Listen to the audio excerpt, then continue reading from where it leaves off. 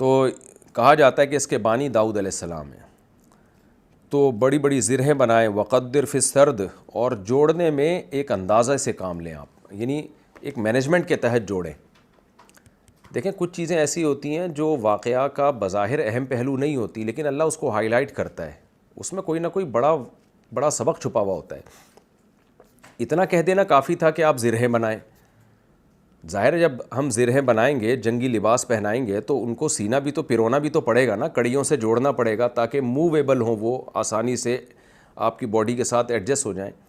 لیکن اللہ نے الگ سے اس کا تذکرہ کیا کہ اس کے جوڑ میں یعنی اندازے کا مطلب یہ نہیں کہ اندازے سے کام لیں جس کو اردو میں کہا جاتا ہے اندازہ، بلکہ قدر کا مطلب باقاعدہ مینجمنٹ ہونی چاہیے. تقدیر عربی میں مینجمنٹ کو کہتے ہیں. آڑی ترچھی کڑیاں نہیں ہونی چاہیے، ایک خاص اندازے کے تحت جس کے قد کے لحاظ سے جو زرہ بنائی جا رہی ہے، تو اسی کے زرہ کے لحاظ سے وہ کڑیاں بہت ہی سوٹیبل ہونی چاہیے کہ کتنی موٹی ہوں، کتنی ان کی لمبائی ہو، اور کتنی وہ کرو ہوں، اور کس دھات سے بنائی جائیں وہ، اور کتنا ان کو فولڈ کیا جائے، اور ہر لحاظ سے، تاکہ بہت ہی آرام دہ لباس بن سکے. تو یہ اللہ کیوں بتا رہے ہیں؟ اس لیے کہ اللہ تعالیٰ کو ہر چیز میں مینجمنٹ پسند ہے. کوئی بھی کام جب آپ کریں تو ایکسیلنسی کے ساتھ کریں، اور جنگ میں ڈسپلن کی اور ایکسیلنسی کی فوج میں بہت زیادہ ضرورت ہوتی ہے. دنیا کی کامیاب فوجیں ہمیشہ ان میں ڈسپلن ہوتا ہے، ان کا ہر کام میں ایکوریسی ہوتی ہے.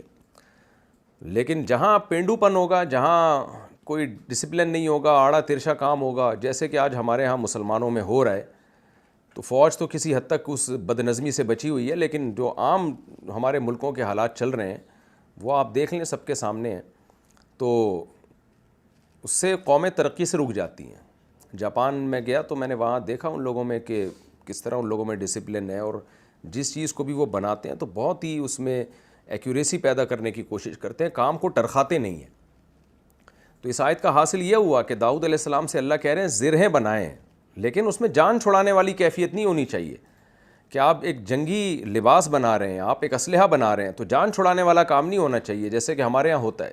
کوئی بھی کام ہو پوری توجہ کے ساتھ، تو خاص طور پہ ڈیفنس میں تو بہت زیادہ توجہ کی ضرورت ہوتی ہے. تو اللہ کو وہ لوگ پسند نہیں ہیں جو کوئی بھی کام کرتے ہیں ٹرخانے کے ساتھ کرتے ہیں. جیسے کہ ہماری قوم میں ایک یہ بیماری پھیل گئی ہے، کسی آپ مزدور کو کوئی کام دے دیں تو وہ آپ سر پہ کھڑے ہو کر کام کروائیں گے تو شاید کو صحیح کر لیں، ورنہ کوئی بھی کام وہ ڈھنگ سے نہیں کرے گا.